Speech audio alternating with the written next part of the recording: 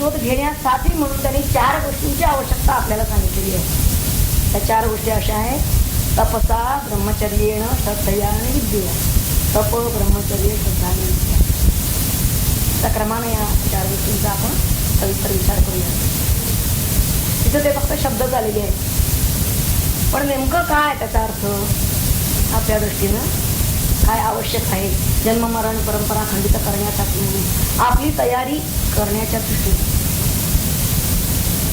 या 4 गोष्टी कशा तऱ्हेनं आपल्याला अवलंबायला पाहिजेत की ज्यामुळं आपण आत्मशोधाला प्रवृत्त होऊ, आत्मशोध करू शकू, इतकी समर्थता, इतकी पात्रता आपल्या ठिकाणी येईल. त्याचं तप हा पहिला भाग आहे. मुख्यत्वे वस्तुप्राप्तीसाठी म्हणून ते सर्वंकष प्रयत्न केले जातात, त्याला तप म्हणतात. आता इथं वस्तू म्हणजे परमात्मा. गीतेमध्ये तप 3 प्रकारचं सांगितलेलं आहे: कायिक, वाचिक आणि मानसिक. हे 3 भाग आहेत. सर्वंकष प्रयत्न असं आपण म्हणलं. ज्ञानदेवाने त्यावर म्हणलंय की स्वरूपाची या प्रसराला आपल्याला शोध कुठला घ्यायचा आहे? स्वरूपाचा. प्राण, इंद्रिय, शरीरा आटणी करणे जे वीरा तेची तप. प्राण, इंद्रिय आणि शरीर असं त्यांनी घेतलं. प्राणेंद्रिय शरीरा आटणी करणे, शरीर शोषण त्याच्याबरोबर त्यांनी प्राणी घेतलेले आहे. आपल्या इंद्रियांना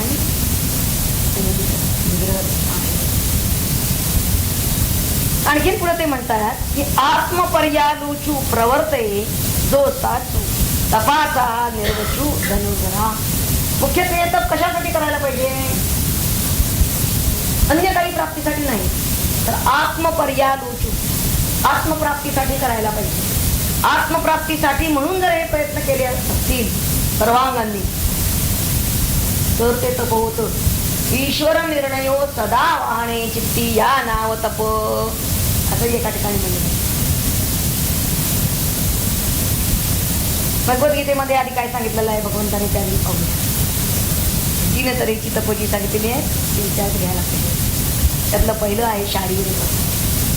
देव द्विज गुरु प्राज्ञ पूजनम शौच मार्जवम ब्रह्मचर्य अहिंसाच शारीरम तप उच्यते. अर्थ अगदी सोपा आहे. देव, द्विज, गुरु, यांचं पूजन, त्याशिवाय शौच आणि आर्जव, आर्जव, ब्रह्मचर्य आणि अहिंसा या सगळ्याला मिळून त्यांनी शारीर तप, कायिक तप. वाङ्मय तपदे म्हणतात अनुद्वेग करम वाक्यम सत्यम प्रियहितंच यत् स्वाध्यायाभ्यसनं चैव वाङ्मयं तप उच्यते. वाचिक तप कसं आहे ते सांगतात. अनुद्वेग कर वाक्य पाहिजे, दुसऱ्याला ऐकण्याचं उद्वेग येतात. सत्य पाहिजे, प्रिय पाहिजे आणि हिताचं पाहिजे. आणि स्वाध्यायाभ्यसनं, त्यामध्ये स्वाध्याय व्हायला पाहिजे.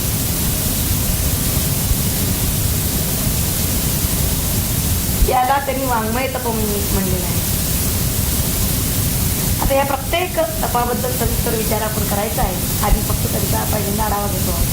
मानस तपामध्ये भगवान म्हणतात मन प्रसाद सौम्यत्व, मन प्रसन्न आणि मनाचं सौम्यत्व, मौनम आत्मविनिग्रह भाव संशुद्धी इति एतत् तपो मानसमुच्यते.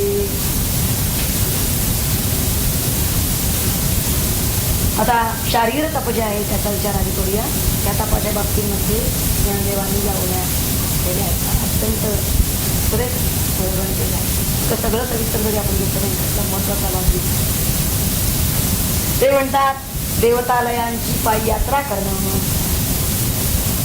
शरीरानं आहे ना कायिक म्हणजे कायेनं तप करायचं आहे, किंवा हाताने त्या देवतेसाठी जे काही मंदिरामध्ये उपचार पुरवले जातात ते पुरवणं देवसेवा आहे आणि याला ते तप असं. किंवा अथवा प्रवासे का पीडा शिणले जे साकडा ज्ञानदेवांचे व्याख्यान फार महत्वाचं. प्रवासे का म्हणजे किंवा पीडा शिणले जे साकडा, संकटामध्ये जे आहे ते जीव जे प्रवासात आहेत, जे पिडलेले आहेत, जे शिंदलेले आहेत आणि जे संकटात आहेत, साकडा ज्यांना संकट आहे ते जीव सुखाडा आणि जती हेच तो. त्यांना आपण सुखी करणं, त्यांचं दुःख दूर करणं याला प्रपंच म्हणतात. त्यासाठी जे काही करावं लागेल त्यांच्यासाठी शरीरानं काही कष्ट करावे लागतील आपल्याला.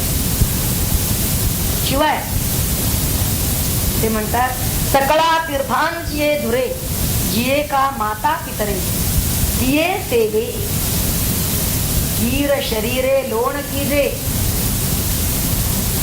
आधी सांगणं भाग आहे. ज्ञानदेवांनी इतक्या वर्षापूर्वी सांगितलेलं. सर्व तीर्थांचे तीर्थ असे ते माता पिता त्यांची सेवा करणं हे, आणि त्यासाठी आपलं शरीर, कारण सेवा इथं कष्टानं करावी लागते शरीरानं, त्यांच्यासाठी आपला देह झिजवणं. शरीरे लोण कीजे, आपलं संपूर्ण शरीर त्यांच्या कर्मावरून वळवून टाकणं हे तप आहे. आणि संसारा ऐसा दारुणू जो भेटलिया हरे शिणू तो ज्ञानदानी सकरुणू भजी जय गुरु. गुरुसेवा, ते गुरु कसे ते आधी सांगितले. का त्यांची सेवा करायची आहे? कारण हा संसारासारखा दारुण क्षीण जे भेटल्यानंतर हरण होतो, असे ते ज्ञानदान करण्यामध्ये अत्यंत करुणाशील असणारे गुरु, त्यांची सेवा, गुरुसेवा हे सुद्धा तप आहे. शिवाय स्वधर्म पालन करत असताना स्वधर्माच्या अग्नीमध्ये आपल्या देहातील जाड्य म्हणजे आळस आदी जे किडाळ आहे ते जळून जाणं हे सुद्धा तप आहे. कारण आज हे सुद्धा सांगायला लागतं स्वधर्म पालन करा म्हणून. माणूस कंटाळा करतो, का नाही तुम्ही पंचमहायज्ञ करत, का नाही पूजा करत, कंटाळा, सवड नाही हे सांगणं फक्त ते दांभिक असते. परंतु हे किडाळ आपलं जळून जावं यासाठी त्यांनी सांगितलंय स्वधर्म अग्नी, त्यामध्ये जरतो आपला तेल, त्याला तप म्हणले ते एक काही तप झालं. आता वाचेच्या बाबतीत ज्ञानदेव काय सांगतात पहा. न दुखविते जे जवळीला सुख निपजे ऐसे साधुत्व देखी जे बोलना जिये. या बोलण्यामध्ये असं साधुत्व आहे की कुणालाही दुखवलं जात नाही आणि जे ऐकणारे असतील जवळीला त्यांना सुख उपजे निपजे, त्यांना सुखच वाटेल, सुखावं वाटेल असं जे बोलणं आहे. जरी कोणी करी पुसणे, त्यांनी तप म्हणलेलं आहे ना. मग हे तप केव्हा करायचं आहे ते म्हणतात, कोणी विचारलंच तरी ऐसे ओवावे बोलणे, कसं बोलावं ना तरी, म्हणजे वरती जे सांगितलं त्याप्रमाणे की त्यांचं मन तर दुखवणार नाही आणि त्यांना सुख उपजेल अशा तऱ्हेचं साधुत्वाचं बोलावं. अथवा त्यांनी म्हणतात ना तरी हे जर जमलं नाही, म्हणजे समजा कोणी आलं नाही, कोणी विचार नाही, कोणीतरी पुसणे झालं नाही, कारण बोलणं यामध्ये संवाद आहे, वाणीनं करायचा आहे तो. समजा कोणी नाहीये, आपण एकटेच आहोत, मग यावेळी वाचिक तप काय करायचं की नाही ते म्हणतात त्यावेळी तर आवश्यक आहे. ना तरी आवर्तने निगमू का नाम, निगम म्हणजे वेद मंत्रांचा घोष करणं किंवा नाम मंत्र याचं आवर्तन काढत राहणं हे वाचिक तप त्यानं केलं पाहिजे. ऋग्वेद आदी तिन्ही प्रतिष्ठिजती वाग्भुवनी, तीनही वेद हे आपल्या वाग्भुवनी, त्याला भुवन म्हणले जाते, त्यामध्ये प्रतिष्ठापना त्यांची करायला पाहिजे. केली जैसी वदनी ब्रह्मशाळा, ते म्हणतात आणखीन कुठल्या वेद पाठशाळेत जायला नको, आपलं मुख हीच वेदशाळा, वेद पाठशाळा असं त्यांचं सांगितलं. ना तरी आता ज्यांना असा वेदाध्ययनाचा अधिकार नाही, स्त्रियांना वेदमंत्राचा अधिकार नाही, मग त्यांनी काय करावं, कुठल्या वेद पाठशाळेत जावं. एकाद हे नाव, नाव म्हणजे भगवंताचे नाव, तेची शैव का वैष्णव वासे वसे, तिथं ते भुवनी प्रतिष्ठित आहे वसे, ते वाग्भव तप जाणावे. राहायलाच आलं याचा अर्थ काय? जो राहायलाच येतो वसे म्हणलेला आहे तर स्थिरता आहे. म्हणजे त्या पाणीतून अन्य दुसरं काही जाणार निघणार नाही, तर नामच निघेल. हे वाचिक तपाच्या बाबतीत झाले. आता मानस तपाच्या बाबतीत आता हे का समजावून घ्यायचं आहे? मुद्दाम ज्ञानेश्वरीच्या आधाराने का घेतलेलं आहे स्पष्टीकरण? कारण तिथं त्यांनी फक्त पिपलाद मुनींनी तपस हा वाईट शब्द वापरून मोकळे झाले. पण नेमकं तप काय ते मुनी वगैरे करत असतात, ते पिपलाद मुनी त्यांच्याकडे आलेले जे ऋषी करत असतील, आपला त्याच्याशी काही संबंध नाही असं जर आपल्याला वाटत असेल तर त्यासाठी हे तप ज्याला आत्मप्राप्ती आवश्यक आहे, ज्याला या जन्म मरण परंपरेतून सुटायचं आहे, त्यानं तप ही त्याला पहिली पायरी आहे ना. आणि त्यामधली ही पहिली पायरी अगदी पहिलं पाऊल उचलून ठेवायचं तर शारीरिक तप आहे. जो या सेवेला कंटाळा करतो तो पुढचा तपास तर केवढा पल्ला मोठा आहे. म्हणून त्याला घरापासून आधी सांगितलेलं आहे. घरापासून देवालयापासून घरामध्ये आधी आईवडिलांची सेवा कर. देवालयामध्ये चालला तर देवाचं तिथं अंगण झाड, आधी पायी देवालयापर्यंत जाऊन ये. तप आहे. काही माणसं वारी करतात, हे तप म्हणजे शारीरिक तप हे आधी सांगितलेलं आहे. आणि तेवढ्यावर थांबलेले नाही, कारण आपली कर्म, आपले संपूर्ण व्यवहार, आपले व्यापार हे या 3 स्तरावर असतात, काया वाचा आणि मन. म्हणून तीनही बाबतीत तप सांगणं भाग पडलं. तेव्हा आता मानस तपाकडे जाऊया, कारण ते फार महत्वाचं आहे त्याच्या देखील. पण आता यानंतरच त्याला अंतरंग मार्गात शिरायचं आहे. अन्विष्य म्हणलेलं आहे. आत्मा आहे कुठं? तो अंतरी आहे, सर्वांचे हृदयदेशी आहे.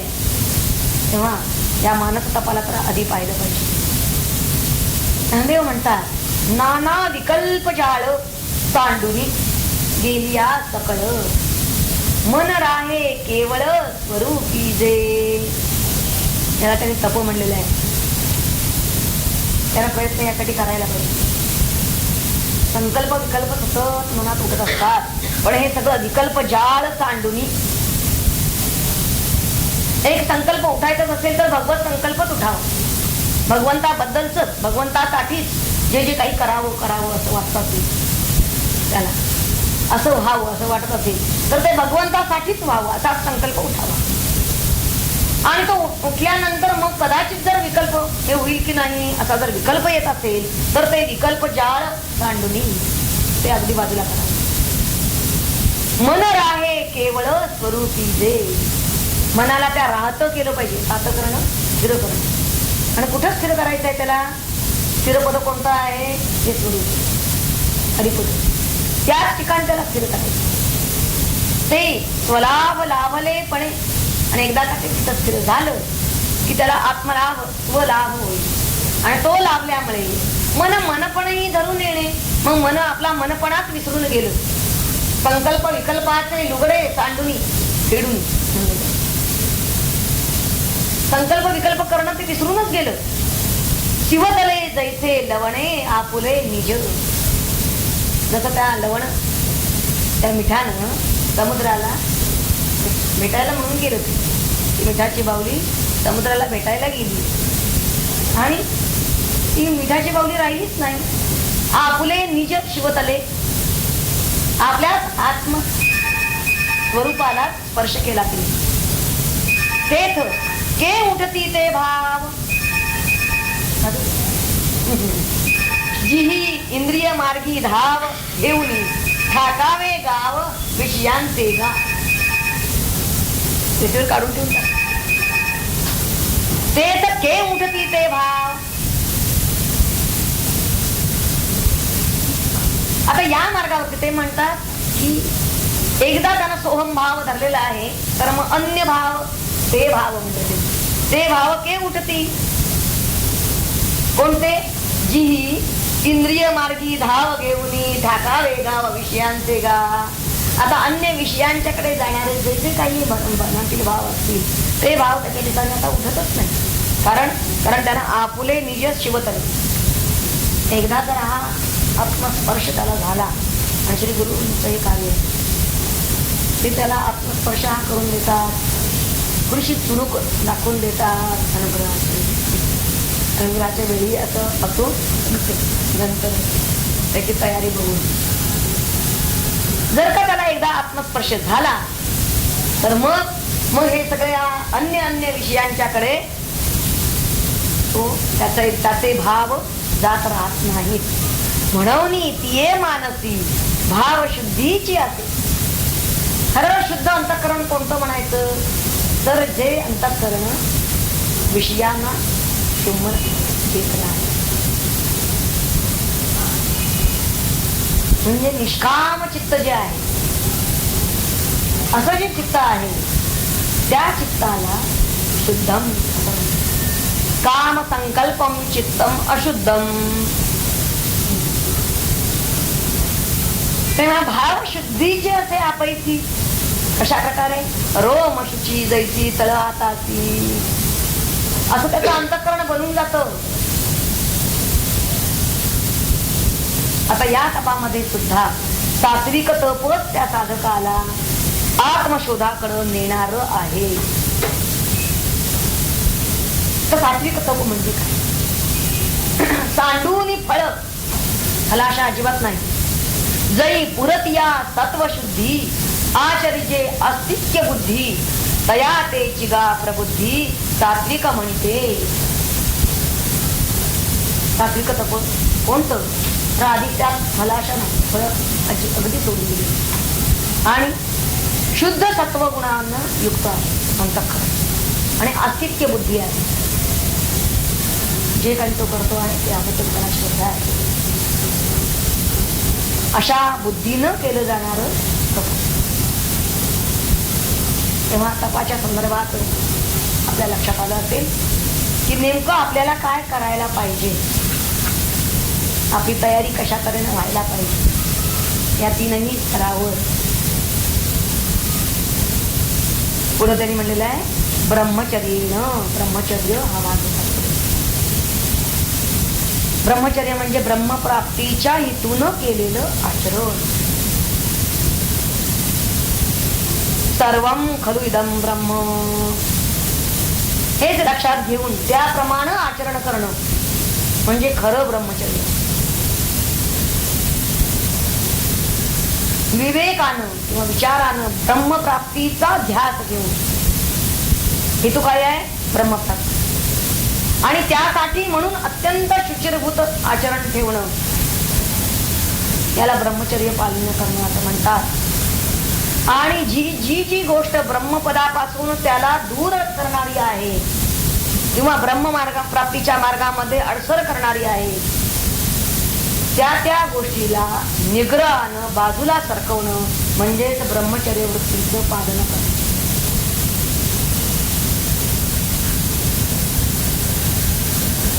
पण ब्रह्मचर्य हा शब्द केव्हा असा सीमित अर्थाचा झाला काय माहित नाही की त्याचा संबंध स्त्रीदेहाशी लावला गेला.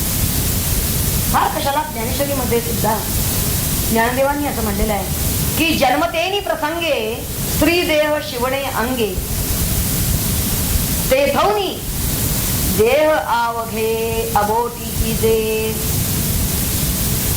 पुन्हा त्याच्या देहाला त्या स्त्रीचा स्पर्श झाला नाही. एकदा जन्म घेताना जो काही झाला याला कडक ब्रह्मचर्य म्हणतात. तेव्हा ब्रह्मचर्य पालन करण्यानं का असं सांगितलेलं आहे? तर ब्रह्मचर्य पालन करण्यानं प्राणशक्तीचा ऱ्हास होत नाही, तिचं रक्षण होतं प्राणशक्तीचं. आणि ती प्राणशक्ती आपल्याला ती भान महत्वाची. त्यामुळे साधकाला तेज प्राप्त होतो. म्हणून विवेकानंदांनी सुद्धा म्हणलेलं आहे त्यांच्या मध्ये पहा की ब्रह्मचर्य पालन न करता जर साधक साधना करीत असेल ते म्हणतात त्यानं तो चाळणीनं पाणी भरत आहे असं समजा. साध्य होईल का त्याला? तेव्हा परमार्थामध्ये ब्रह्मचर्य वृत्तीच्या पालनाचं ब्रह्मचर्य वृत्ती म्हणलं. ब्रह्मचर्य वृत्तीचं पालन करणं अत्यंत महत्वाचं आहे. पण त्याचा संबंध केवळ स्त्री देहाशी निगडीत लावणं हे आपलं आकलन अपुरं असण्याचं दिसतं. कारण असं आहे की शास्त्राज्ञेनुसार गृहस्थ सुद्धा ब्रह्मचर्य पालन करू शकतो. शास्त्रानं नेमून दिलेल्या कालामध्ये. कारण या प्रश्नोपनिषदाचा आपण जे म्हणतात झालं की यामध्ये कालाचा विचार तर आधी घेतला. तर या काळामध्ये म्हणजे कोणता काळ, तर स्त्री ऋतुमती झाल्यानंतर 5व्या दिवसापासून ते 15व्या दिवसापर्यंत हा ऋतुकाल सांगितलेला आहे. पण यामध्ये जर व्यतिपात येत असेल, अमावस्या असेल, एकादशी असेल, पितरांचं श्राद्ध असेल, किंवा अवतारी लोकांची जयंती असेल, किंवा आपल्या गुरु परंपरेतील लोकांच्या पुण्यतिथी असतील, तर हे दिवस वगळून या म्हणजे 11 दिवसांमध्ये यातलं काही जर येत नसेल तर तो दिवस वगळून मग स्वस्त्रीशी जर तो संबंध ठेवत असेल तर तो ब्रह्मचारी आहे. कारण हे नियम का सांगितलंय, कारण त्याचे जी प्राणशक्ती आहे ऊर्जा, त्या ऊर्जेचं रक्षण व्हावं आणि उत्तम जी काही संतती पुढे निर्माण होणार आहे ती तितकीच ओजस्वी तेजस्वी व्हावी आणि त्याला सुद्धा त्याचा आत्मप्राप्तीचा मार्ग करावा. तेव्हा हा ब्रह्मचर्याचा विचार. पुढचा विचार आहे श्रद्धा. श्रद्धेची व्याख्या अशी आहे, वेद शास्त्र गुरु वाक्येषु विश्वासा इति श्रद्धा. म्हणजे वेदावरची किंवा शास्त्रावरची गुरुवाक्यावरची श्रद्धा म्हणजे विश्वास म्हणजे श्रद्धा. ज्ञानदेव या बाबतीमध्ये आपल्याला सांगतात की श्रद्धा ही किती महत्वाची आहे. कुणाच्या वचनावर श्रद्धा ठेवायची आहे आपण, हे महत्वाचं. श्रुती स्मृतींचे अर्थ जे आपण होऊनी मूर्त अनुष्ठोनी जगा देत वडील जे तयांची आचरती पाऊल. कुणाचं आपण आचरण करावं, कुणाचं आपण ऐकावं. ते म्हणतात जे श्रुती स्मृतींचे अर्थ स्वतःच झालेले आहेत आचरणातून ते स्वतःला देत आहे, जगाला देत आहे, असे जे वडील, असे जे सद्गुरुपदस्थ लोक आहे, सज्जनान लोक आहे, तयांची आचरती पाऊले पाहुनी सात्विक श्रद्धा चाले. त्यांच्या आचरणाचं आपण अनुकरण करायचं आहे, त्यांच्या वचनाचं आपण अनुकरण करायचं आहे. तो आणि असं जर आपण केलं तर असं करणारा तो तेची फळं ठेविले यायचे पाहू. जे त्यांना प्राप्त झालं ते याला प्राप्त होईल. त्यांच्या वचनावर यांना विश्वास ठेवला ना, त्यालाही तीच प्राप्ती फलप्राप्ती आहे. म्हणून आपुलिया परी शास्त्र अनुष्ठिती कुसरी तयाते श्रद्धाळू जो वरी तो मूर्खही तरे. भले त्याला काही व्यवहारातलं कळत नाही, तसं पाहिलं तर बुद्धीने तो बेताबाताचा आहे असं लोकांना वाटत. हो, याच्या ठिकाणी एक सद्बुद्धी आहे की जे शास्त्र अनुष्ठिती कुसरी त्याला कळलेली आहे. या श्रुती स्मृतींचे अर्थ आचरून जगाला देणाऱ्या महात्म्यांच्याकडून, अशा संत महात्म्यांच्याकडून त्यानं हे त्यांच्या मुखातून जे आलं तेच शास्त्र हे लक्षात घेऊन तेच तो आचरायला लागला. असं जर तो करत असेल कशानं, श्रद्धेनं, श्रद्धाळू आहे. असा श्रद्धाळू जर असेल तर तो मूर्ख जरी असला तरी तरुण जाईल. आणि श्रद्धावान लभते ज्ञानम. हे जे अध्यात्म ज्ञान आहे ते श्रद्धावानालाच मिळते. दीपाये वाढे सत्वशुद्ध जेधवा ज्ञानाची करी साध. शुद्ध सत्व जर ज्याच्या ठिकाणी वाढलेलं आहे, वर्धित झालेलं आहे, त्याच्या ठिकाणी हे ज्ञान वाढ त्याला सहाय्यकारी होत. तेव्हा सत्वाचे अंग लगे ते श्रद्धा मोक्ष फळारिगे. शुद्ध सत्व त्याच्या ठिकाणी पाहिजे आणि ते जर अंगी पूर्ण मुडलेले असेल, शुद्ध सत्व पूर्ण परिपूर्ण तो शुद्ध सत्वगुणी झालेला आहे असा जर असेल तर त्याच्या ठिकाणची श्रद्धा मोक्ष फळाला जोडेल. श्रद्धा इतकी का महत्वाची, तर कोणताही मनुष्य झाला तरी श्रद्धेवरच जगत असतो. श्रद्धामयोयम पुरुष. जो या श्रद्धा स्वयं पहा, जशी ज्याची श्रद्धा असेल, ज्याच्यावर असेल, जितकी असेल तसा तो असतो. कुठे ना कुठे तरी त्याची श्रद्धा असते. तेव्हा इथं काय आवश्यक आहे? इथं आत्मश्रद्धा. जशी गुरूंवर श्रद्धा पाहिजे, गुरु वचनावर श्रद्धा पाहिजे, भगवंतावर तर पाहिजेच पाहिजे. श्रद्धा आपण पाहिलं, श्रद्धेला 3 पदर आहेत. ज्यानं आपल्याला वचन दिलं त्याच्यावर श्रद्धा, जे वचन दिलेलं आहे, जे नाम दिलेलं आहे त्या नामावर श्रद्धा, आणि हे नाम ज्याचं आहे त्या भगवंतावर श्रद्धा. अशा 3 स्तरावर श्रद्धा कार्य करते. या 3ही ठिकाणी श्रद्धा पाहिजे तर ती परिपूर्ण श्रद्धा झाली. त्यातल्या एका जरी ठिकाणी श्रद्धा कमी असेल तरी तो त्याला फल मिळणार नाही. आणि मुख्य महत्वाचं काय आहे? आत्मशोधासाठी आत्मश्रद्धा महत्वाची आहे. विवेकानंदांनी सांगितलेलं आहे की तुमचा इतर कुणावरही विश्वास नसला तरी एक वेळ चालेल, पण तुमचा स्वतःवर विश्वास आहे का असा प्रश्न विचारतो. तेव्हा आत्मश्रद्धा ही परमार्थामध्ये अत्यंत महत्वाची आहे. 4था भाग येतो विद्या असा शब्द आहे. विद्या म्हणजेच ब्रह्मविद्या किंवा आत्मविद्या, जिला अध्यात्म ज्ञान असं म्हणलं जातं. ज्ञानदेवाने सांगितलंय तरी परमात्मा ऐसे जे एकी वस्तू असे ते जया दिसे ज्ञानास्तव. ज्या ज्ञानाला फक्त एक परमात्माच माहिती आहे, परमात्म्याच्या बद्दलच ज्ञान करून घेणं म्हणजे खरं ज्ञान करून घेणं, त्याला फक्त ते ज्ञान असं म्हणतात. ते एक वाचुनी आणे, त्या एका विना अन्य. जिये भव स्वर्गादी ज्ञाने, मग भले ती भौतिक वैज्ञानिक कोणत्याही क्षेत्रामधील ज्ञान असो किंवा अगदी स्वर्गाचं जरी ज्ञान करून घेतलं त्यानं, तरी सुद्धा ती ज्ञान ते अज्ञान, त्या सगळ्याला त्यांनी अज्ञान या वर्गात टाकून दिलं. ऐसा मने निश्चयो करी, असं कोण निश्चय करतो? त्याला आत्मशोध घ्यायचा आहे. तो म्हणतो एकच ज्ञान आहे, आणि ते ज्ञान कोणतं? परमात्म्याचे आत्मज्ञान. हे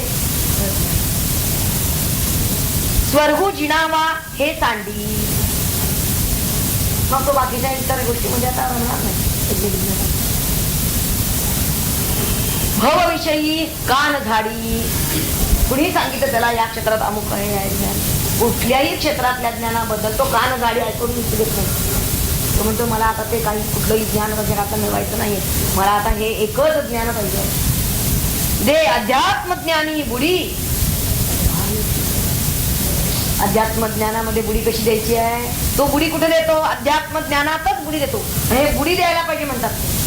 नुसतं अध्यात्म ज्ञान वर वर वर वर चाचपणी करून काही उपयोग नाही. या ग्रंथातलं वाचलं, त्या ग्रंथात वाचलं, तिथं बुडी देणं. बुडी देणं याचा अर्थ काय? समजा एखादा मनुष्य काहीतरी फुगा म्हणा किंवा बोकळा म्हणा बांधलाय पोटाला आणि त्या पाण्यावरती तरंगत बसलाय. काय होईल? आलं का त्याला फोन करून गेला. परंतु ज्यानं बुडी दिलेली आहे, खरी रत्न कोणाच्या हाती लागतील? तेव्हा अध्यात्म ज्ञानी बुडी देणं, त्या ज्ञानाचा गाभा, त्याचा अर्थ काय आहे? ज्ञानाचा अर्थ परमात्मा. हा ज्ञानस्वरूप आहे परमात्मा, हे कळलं त्याला. परमात्मा म्हणजे आणखीन काही नाही, ज्ञान, परिपूर्ण ज्ञान, केवळ ज्ञान, अज्ञानाच्या सापेक्ष असणारं नव्हे, कशाच्याही आश्रयानं असणारं नव्हे. तेव्हा आता निरपेक्ष ज्ञान, कशाचाही आधार त्याला घ्यावा लागतो. ते स्वयंभू आहे, स्वयंप्रकाश आहे. त्या अध्यात्म ज्ञानामध्ये बुडी देणं. तर ती बुडी कशी द्यायची? ज्ञानाचा शेवटचा चरण फार महत्वाचा, सद्भाव. आणि सद्भाव या शब्दाचा अर्थ दुर्भानंद महाराजांनी दिलेला आहे. सद्भाव म्हणजे सोहमभाव. त्यांच्या स्वरूपपत्र म्हणजे काढून खाली नोट दिलेली आहे. सद्भाव म्हणजे सोहम. तेव्हा सोहम भावानच अध्यात्म ज्ञानात बुडी देता येईल. भंगलिये वाटे शोधुनिया वाटे निगिजे जेवी नीटे राजपंथे. हा राजपंथ आहे. इतर वाटा कशा आहेत? भंगलेल्या आहेत वाटा. तिथं आडवाटा आहे. त्या आडवाटामध्ये पाठमारी बसलेली आहे. हा नीट राजपंथे निगिजे जायचे तैसे ज्ञान जाता. ज्ञान जात म्हणजे अखिल जी जी काही ज्ञान असतील कुठली कुठली ती सगळी. संगीताचं ज्ञान आहे, इतर सगळ्या क्षेत्रामधलं अनेक क्षेत्रामधलं ज्ञान आहे. पण ते म्हणतात ज्ञान जाता करी.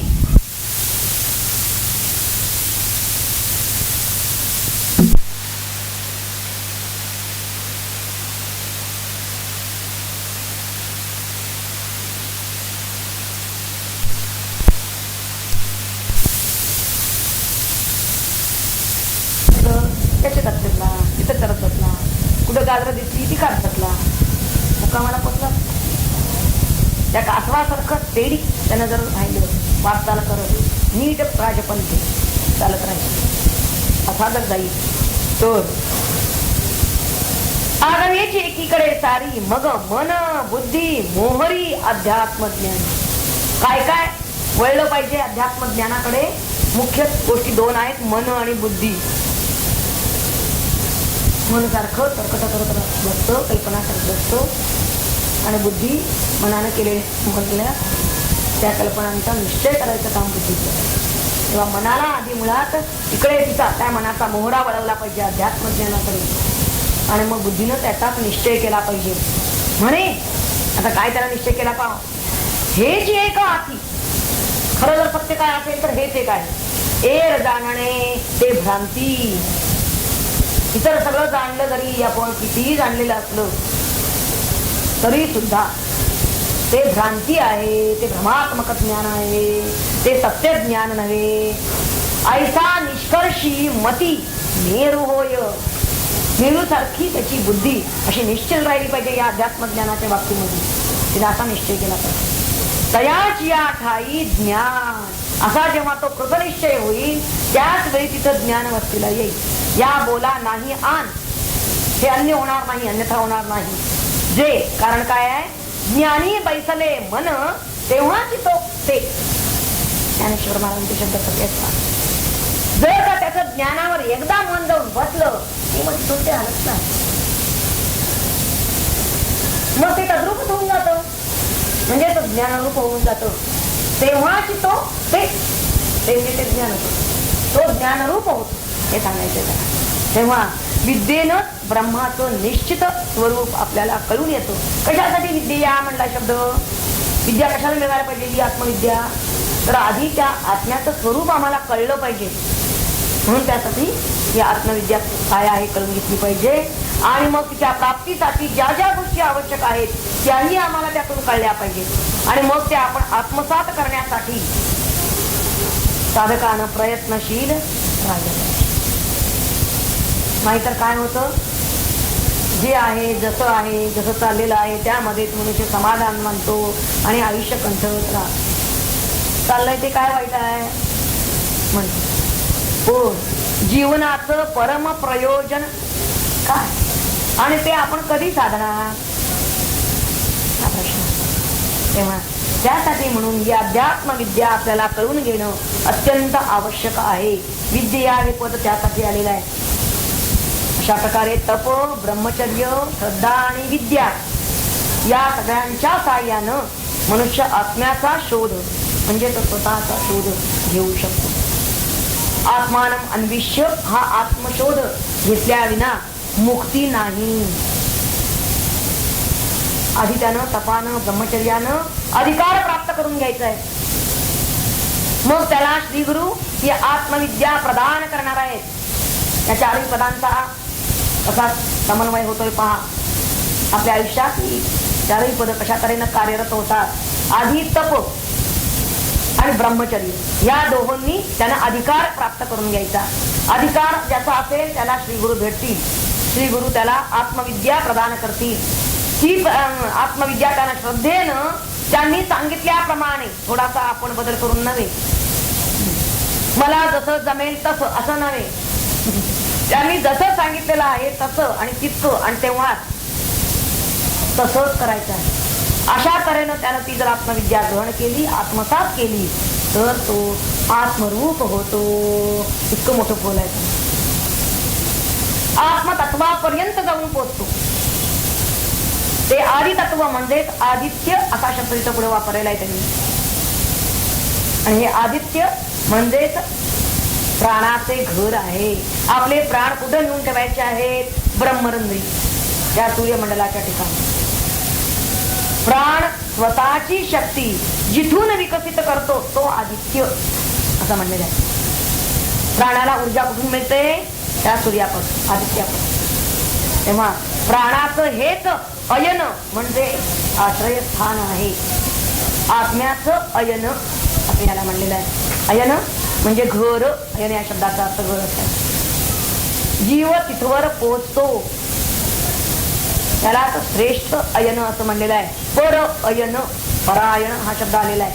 पर अधिक अयन, पर म्हणजे श्रेष्ठ, अयन म्हणजे गती असाही अर्थ आहे. जसं घर असा अर्थ आहे.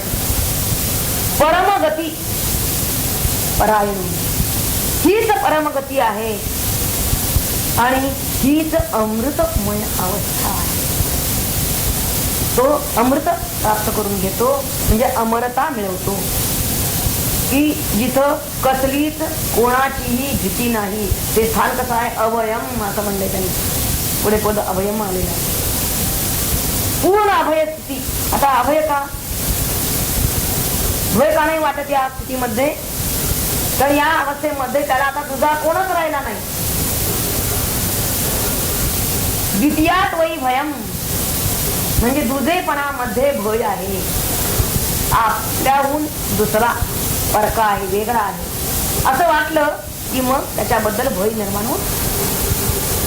पण पूर्ण एकरूपतेची जर अवस्था असेल तर भय उरत नाही. आणि तशी ही अवस्था आहे. या मार्गानं जो जातो त्यांनी म्हणलेला आहे की तो पुन्हा परत येत नाही, परतून येत नाही. आणि म्हणून हा निरोध आहे असं त्यांनी म्हणलेलं आहे. म्हणजे या जन्म मरण परंपरेला लावलेला निरोध म्हणजे प्रतिबंध, खीळ म्हणतो आपण त्याला. आणि त्याबद्दलचा हा श्लोक आहे. एदत श्लोक आहे, एदत एषा श्लोक आहे. त्याबद्दलचा हा श्लोक आहे. जन्म मरण परंपरेला खीळ कशी बसवायची हे साथ फिरतात फिरतात कधी थांबणार? ते म्हणतात या तऱ्हेनं ते थांबवता येईल. केवळ उत्तरायणामध्ये आपण जर नुसता देह ठेवला म्हणजे आपला ते हातात नाही.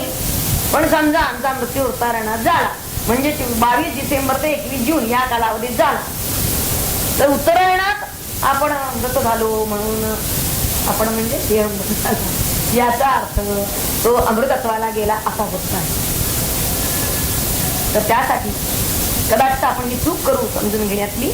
म्हणून त्यांनी हे आधीच सगळं एवढं पिपलादांनी सांगितलंय की त्यासाठी तप, ब्रह्मचर्य, श्रद्धा, विद्या यांच्या साह्यानं आपण आत्मशोध करून घेतला पाहिजे. तरच हे प्राण सूर्यमंडलामध्ये स्थित होतील आणि मग ते अमर होतील. प्राणांना अमर कसं करायचं मागच्याही श्लोकात आपण सविस्तर पाहिलेलं आहे. आता पुढचा श्लोक काय हे तो पहा. मंत्र 11वा.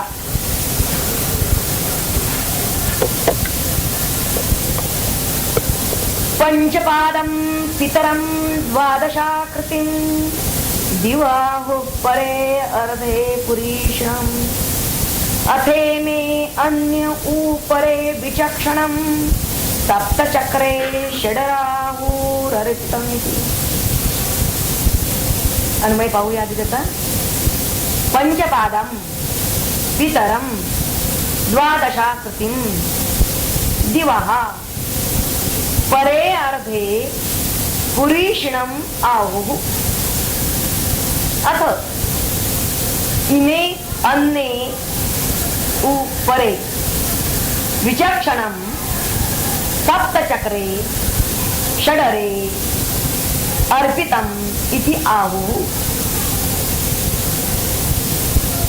अर्थ बघूया.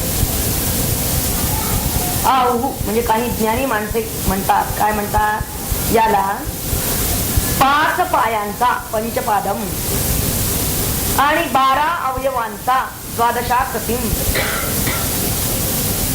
पितरम म्हणजे पिता म्हणतात. जिथं पुष्कळ पाणी आहे अशा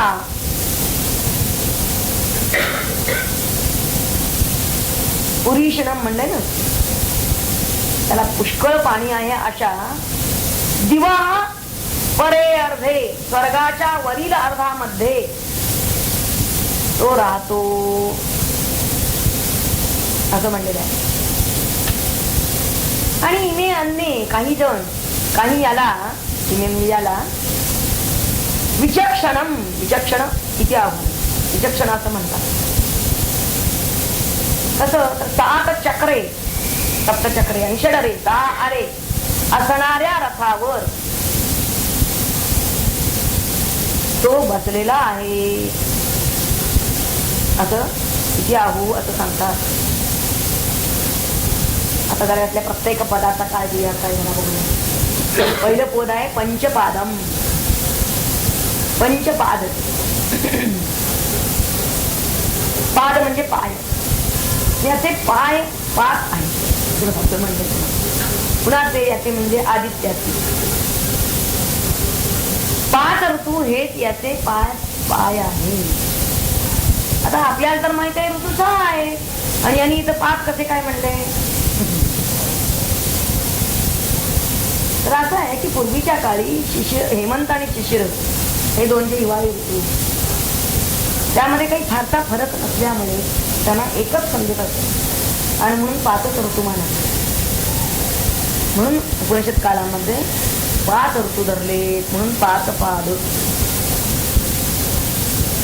आता यांना पादच का म्हणलं ऋतूंना, कारण पायानं जसं संचार केला जातो तसा या ऋतूंच्या योगे हा आदित्य जणू काही पुन्हा पुन्हा संचार करतो, पुन्हा पुन्हा आवर्तन करत राहतो, येतो आणि जातो. पण म्हणतो ना नेहमी इथे येतो मग पाऊस आला.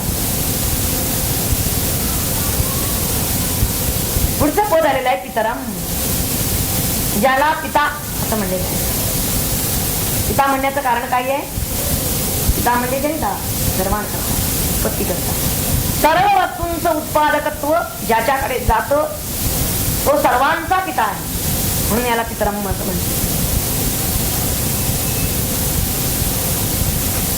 पुढचं पद आहे द्वादशाकृतिम म्हणजे 12 अवयव.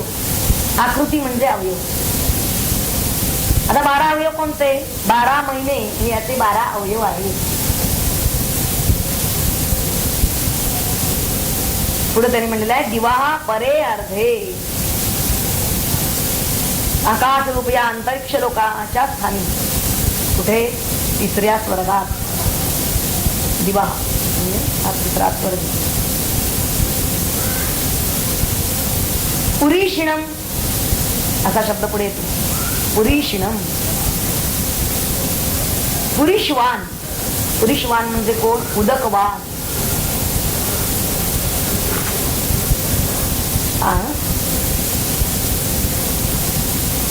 आकाशाच्या निम्म्या भागामध्ये पाऊस पडतो आहे म्हणून तिथं पाणी आहे, त्याला उदकवान असं म्हणलेलं आहे. आणि हे खगोलशास्त्राला धरून आहे. कारण 21 जून ते 22 डिसेंबर मग 21 डिसेंबर या दक्षिणायनामध्ये पावसाळा असतो, पाऊस पडत असतो. तेव्हा या निम्म्या भागात ते म्हणतात की या दक्षिणायनात पाऊस आहे म्हणून त्याला पुरुषवान किंवा उदकवान असं म्हणलेलं आहे. पुढे म्हणलेलं आहे अथ इमे अन्ये उपरे. त्याला दुसरे अन्य ज्ञानी लोक जे आहेत ते विचक्षण असं म्हणतात. विचक्षण म्हणजे सर्वज्ञ निपुण असं म्हणलेलं आहे. आकाशाचा दुसरा अर्धभाग जो आहे तो विचक्षण असतो असं म्हणलेलं आहे. विचक्षण या शब्दाचा आणखीन एक अर्थ आहे दूरदर्शी. दूरदर्शी म्हणजे शब्दशः त्याचा आपण विग्रह करूया. खूप दूरचं पाहता येणारा. ज्यावेळी आपल्याला खूप दूरचं पाहता येतं असा हा आकाशाचा दुसरा अर्धा भाग आहे. म्हणजे काय? केव्हा पाहता येईल आकाशातलं खूप लांबवरचं? निरभ्र आकाश असेल तर त्यावेळी आपल्याला या आकाशाची विचक्षणता निरखून पाहता येते. म्हणून या भागाला त्यांनी विचक्षण असं म्हणलेलं आहे. पुढचं पद आहे सप्तचक्रे. 7 वार हे याची 7 अश्व आहे. हे असं चक्रतीर्थ आहे. 7 वार क्रमाने येत असतात आणि तसेच फिरत असतात. उपनिषद काली सुद्धा हे 7 वार मानलेले आहे. याला अनेक पुरावे आहेत. षड अरे म्हणजे 6 ऋतूंचे 6 आरे. इथं मात्र त्यांनी षड ऋतू घेतले. तर या 6 आर्यांवर युक्त असलेला असा हा रथावर आरूढ झालेला आहे. कोण? आदित्य. म्हणजे संपूर्ण एक संवत्सर हे सप्ताह चक्रात आणि षड ऋतू चक्रात समर्पित झालेलं आहे असं त्यांनी म्हणलेलं आहे. अर्पितम षडरे अर्पितम सप्तचक्रे षडरे अर्पितम इति आहु. याचा अर्थ काय? तर जसं रथचक्राच्या नाभीमध्ये ज्याप्रमाणे ते आरे घट्ट बसवलेले असतात सगळे, त्या प्रकारे हे जगत संपूर्ण हे या अत्यंत निपुण अशा 7 अश्वरूप 7 वारांचं 7 अश्व आहेत ना यांच्यामध्ये आणि षड ऋतू रूप अशा या कालचक्रामध्ये सदैव घट्ट बसलेला आहे किंवा सदैव गतिमान आहे. हे संपूर्ण जगत त्याचं हे कालचक्र असं त्यांना विपलाद मुनींना सांगायचं आहे. आणि म्हणून त्यासाठी त्यांनी हे रूप केले. तेव्हा त्याबद्दलचं अधिक स्पष्टीकरण आपण आपण आता वरदानंद भारतींची टीका वाचू. एवढी या 2च श्लोकांवर मंत्रांची वाचना. 10 जाणते जे निष्कामपणे शोधिती आज्ञा कारणे केवळ कर्तव्य भावाविणे कर्मी लोभ नाही जया. तप श्रद्धा ब्रह्मचर्य साधनेचे हे जे हृदय त्यांचा घेऊन आश्रय वर्तती जे निष्ठेने ईशाठाई ज्यांची भक्ती दीनाविषयी सहानुभूती परोपकारी यथाशक्ती राबविती देहात दे. आत्मज्ञान बळावरती सूर्यलोकाची ते जाती जेथोनिया पुनरावृत्ती जीवा भोगणे लागेना. सूर्यलोकाची जाण असे प्राणाची अधिष्ठान हाची अमृत अभयपूर्ण परमसाध्य जेते हाची. प्राप्ती आदित्य लोकाची परमगती हा जीवाची जेथे पोचता मृत्यूची भीती पुन्हा उरतेना. वर्ष प्राण सूर्याप्रती आत्मरूप जे पाहती सूर्यमंडलात ते भिडून जाती भेदवादी सकामना. सूर्यलोकी मुक्त होणे चंद्रलोकी परत येणे जन्मजरादी भोगणे निर्बंधा निश्चयाचा. जणू सकामा करिता ते कालचक्र फेरे घेते करीतो त्याच्या वर्णनाते तोडके तुझ्यासाठी. समर्थ काळ प्रजापती असे जे ज्ञाते मानिती पाहती ते सूर्याप्रती संवत्सराच्या रूपाने आणि करती वर्णन ऋतू आदित्याचे चरण. हेमंत शिशिरा मानून एक 5 होती ऋतू 12 मासांनी निश्चिती सूर्य होतो 12 सवित्यासी या बोलती पिता असे हा सर्वांचा. द्युलोकाच्या राहीवर उदकवंत प्रभाकर तेणे कृपा पृथ्वीवर पर्जन्य रूपे होते की. काही दुसरे जाणते वेगळ्या रूपी बघती याते बोलती या मार्तंडाते 7 चक्रे 6 रांग. 7 चक्रे म्हणजे कोणी 7 घोडे मानिती म्हणी कुणी घेती चक्रस्थानी 7 रंग 7 वार. कवी प्रमाणे निरंकुश कोणताही अर्थ घ्या असं त्यांनी म्हणलेलं आहे. 7 रंग असे मानले. सूर्याच्या सूर्यकिरणामध्ये 7ही रंग आहेत. कवी प्रमाणे निरंकुश तत्वज्ञ सती विशेष ते आपुल्या धारणेच रूपकाने व्यक्तविती. शब्दामधुनी प्रतीके योजितात ते अनेके अर्थतयांचे नेमके जाणणे हे क्लिष्ट होते. परंपरेची वर्णने गृहीत धरूनी विचाराने अर्थतयांचा सुज्ञाने जाणून घ्यावा चित्ताती. शब्दा कधीही अर्थाचे ओझे नाही व्हावयाचे मात्र तेथे विवेकाचे पाहिजे की अधिष्ठान. प्रावृत धरिल्या अधिक धरल्यावरती सात ऋतूही मानता येती. वर्णनाची ही पद्धती तत्वतेने पालटेना. सहा ऋतू या सहारा नाधिस्थानी सूर्य खरा त्याच्या भोवती होत फेरा एका वर्षामध्ये यांचा. कोणत्याही प्रकाराने परी हेची जाणून घेणे चंद्र सूर्याच्या निमित्ताने वर्णन केले काळाचे. काल हाची प्रजापती संवत्सरही त्याची मूर्ती तोच कारण जगाप्रती होतो चंद्रादित्य रूपे. शांती पाठ मराठीला म्हणूया आपण.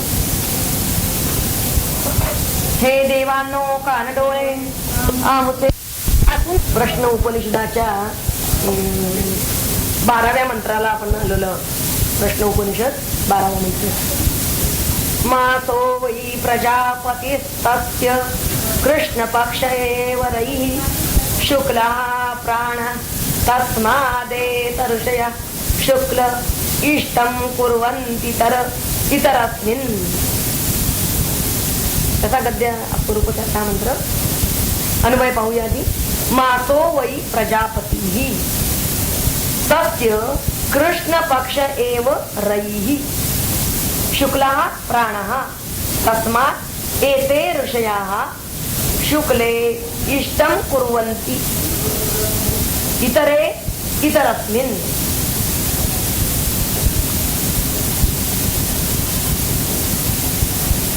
मास हाच प्रजापती होय. मासो वै प्रजापती तस्य त्याचा कृष्ण पक्ष एव रई. कृष्ण पक्ष म्हणजे रई आणि शुक्ल प्राण. शुक्ल पक्ष म्हणजे प्राण होय. तस्मात म्हणून एते ऋषया हे ऋषी म्हणजे ज्ञानी ऋषी शुक्ले इष्टम कुर्वन्ति शुक्ल पक्षामध्ये इष्टम म्हणजे इष्टी करतात. इष्टी यज्ञ करतात. आणि इतरे दुसरे इतर अस्मिन म्हणजे दुसऱ्या पक्षात म्हणजे कृष्ण पक्षात इष्टी करतात यज्ञ करतात. त्यांनी 9व्या मंत्रामध्ये मागच्या संवत्सराला प्रजापती असं म्हणलेलं आहे. आणि संवत्सराचीच प्रतिकृती म्हणजे महिना आहे, मास आहे. म्हणून त्याला सुद्धा या मंत्रामध्ये त्यांनी मासो वै प्रजापती. मास म्हणजे महिना, प्रजापती होय असं म्हणलेलं आहे. संवत्सराचं जसे उत्तरायण आणि दक्षिणायन असे 2 भाग होते तसंच या इथं मास म्हणजे महिन्याचे सुद्धा शुक्ल पक्ष आणि कृष्ण पक्ष असे 2 विभाग आहेत असे म्हणतात.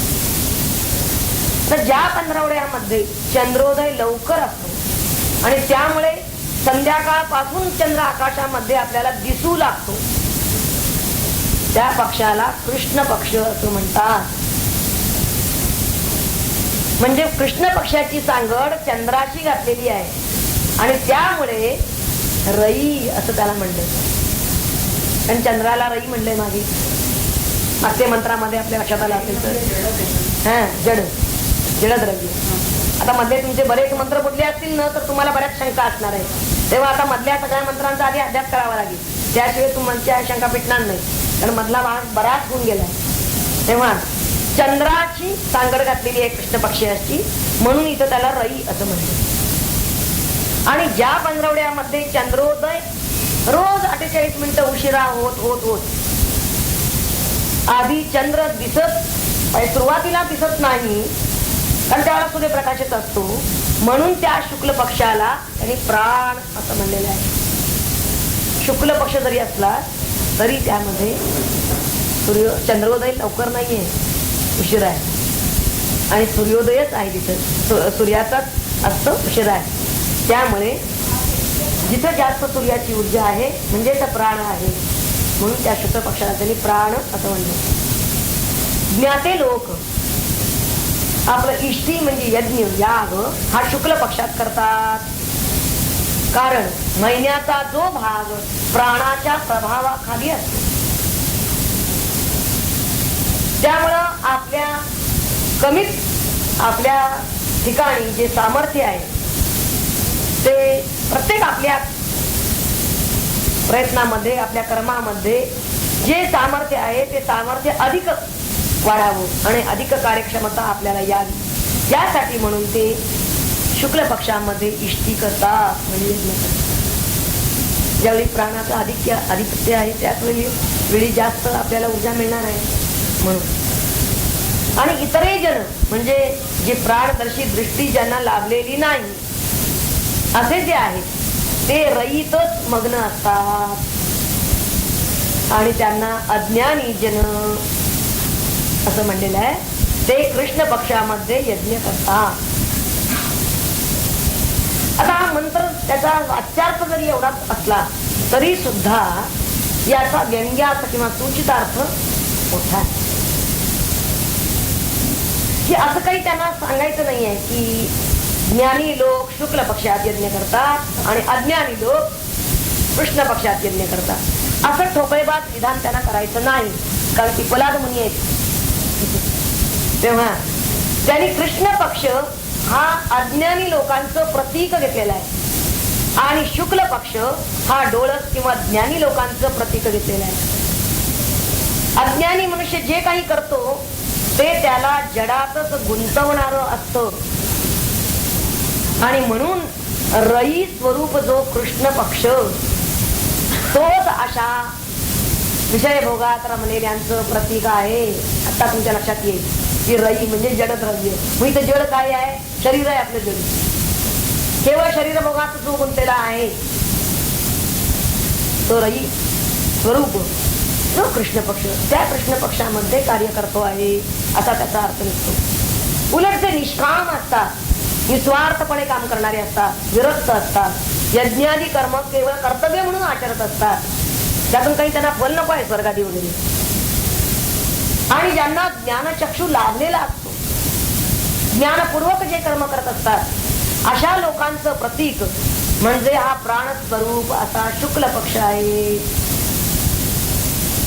इथं पिपलाद मुनींना आणखीन एक सांगायचं त्यांना मनुष्याच्या वृत्तीवर प्रकाश झोप टाकायचं. आता वृत्ती कोणती मनुष्याची? ज्यांची वृत्ती शुक्ल पक्षीय आहे. मागे आपण उत्तरायण दक्षिणायनच्या बाबतीत पाहिलेलं आहे की उत्तरायणी वृत्ती म्हणजे काय आणि दक्षिणायनी वृत्ती म्हणजे काय. तसंच इथं शुक्ल पक्षीय वृत्ती म्हणजे ज्यांना ज्ञान चक्षु लाभलेला आहे त्यांना शुक्ल पक्षीय वृत्ती असते त्यांची. ते आपलं कार्य शुक्ल पक्षात याचा अर्थ ज्ञानपूर्वक स्वच्छ प्रकाशात शुक्ल पक्षात म्हणजे अगदी डोळसपूर्वक करत असतात. ते कृष्ण पक्षामध्ये म्हणजे अंधारात म्हणजे अज्ञानात राहून कधीच कार्य करीत नसतात. मग भले त्यांनी भौतिक दृष्ट्या कृष्ण पक्षामध्ये कार्य केलेला असो भौतिक दृष्ट्या म्हणजे पंचांगात कृष्ण पक्ष जरी असला तरी सुद्धा जेव्हा ते डोळसपणे कार्य करतात ज्ञानपूर्वक कार्य करतात ते वृत्तीनं शुक्ल पक्षीयच असतात. म्हणजे ते ज्ञानी डोळस असल्यामुळे ते शुक्ल पक्षातच कार्य करत असतात असं मानलं जातं. त्यांनी शुक्ल पक्षात कार्य केलं असं जे इथं विधान केलेलं आहे ना ते या दृष्टीनं केलेलं आहे. ज्ञानी लोक ते ऋषी असतील म्हणलेलं ना येते ते ज्ञानी शुक्ल पक्षात कार्य करतात यज्ञ करतात इष्टी करतात. इष्टम त्यांना इष्ट काय आहे ते कार्य ते शुक्ल पक्षात करतात असं जिथे मी म्हणलेलं आहे. त्याचा अर्थ हा आहे ते ज्ञानपूर्वक डोळसपणे कार्य करतात. आणि उलट जे अज्ञानी इतरे जन आहेत इतरे जनांना अज्ञानी वर्गात घातलेले आहे कारण असे ज्ञाते फार थोडे असतात. म्हणून इतरे जन त्यांनी भले भौतिक दृष्ट्या शुक्ल पक्षात जरी कार्य केलं असलं तरी सुद्धा त्यांनी अज्ञानपूर्वक कार्य केलेलं असतं म्हणून ते कृष्ण पक्षातलंच कार्य झालं. त्यांचं कर्म म्हणजे त्यांचे यज्ञ ते शुक्ल पक्षातीलच कृष्ण पक्षातीलच झाले. कारण त्यांनी स्वतःच्या स्वार्थासाठी ते केलेलं कार्य आहे. स्वतःच्या स्वार्थासाठी केलेलं कार्य हे कृष्ण पक्षीय कार्य आणि निस्वार्थीपणे केलेलं कार्य हे शुक्ल पक्षीय कार्य. मग ते पंचांग दृष्ट्या कोणत्याही पंधरवड्यात केलेलं असतं. असं त्यांना सांगायचं. तेव्हा मंत्र बरोबरचा जरी आपल्याला साधा सुद्धा वाटला असला तरी सुद्धा त्यातून त्यांना आपल्याला काय बोध द्यायचा आहे, काय सुचवायचं आहे हे महत्वाचं. पुढचा 13वा मंत्र असा आहे, अहोरात्रो वै प्रजापतिस्तस्य रेव प्राणो रात्रिरेव रैः प्राणं वायेते प्रस्कन्दन्ति हे दिवारत्या संयुज्यन्ते ब्रह्मचर्यमेव तद्यरात्रात्रौ रत्या संयुज्यन्ते. थोडा अवघड आहे म्हणतात. अन्वय बघूया. अहोरात्रः वै प्रजापतिः तस्य अहत् एव प्राणः रात्रि एव रयिः ये दिवा रत्या संयुज्यन्ते एते प्राणं व प्रस्कन्दन्ति. यत् रात्रौ रत्या संयुज्यन्ते तत् ब्रह्मचर्यम् एव. अर्थ बघूया आधी वाक्यार्थ. अहोरात्र हाच प्रजापती होय असं इथं मांडलंय. आधी संवत्सराला त्यांनी प्रजापती म्हणलं. आधी दक्षिणायन उत्तरायण हे त्याचे भाग झाले. नंतर मास हाच प्रजापती झालं. याचं शुक्ल पक्ष कृष्ण पक्ष सांगितलं. आता अहोरात्र हाच प्रजापती म्हणताय. त्याचा दिवस हाच प्राण आणि रात्र ही